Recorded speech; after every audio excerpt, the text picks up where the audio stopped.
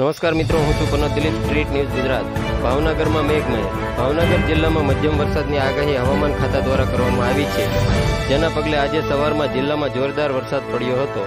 ભાવનગરમાં વરસાદ પડતા બજારોમાં પાણી ભરાઈ જવા પામ્યા હતા। ધોધમાર વરસાદ પડતા રસ્તાઓ પર પાણી ફરી વળ્યા હતા અને સાદ વાતાવરણમાં ઠંડી પ્રસરવા પામી હતી। રિપોર્ટ પનોત દિલીપ, તળાજા।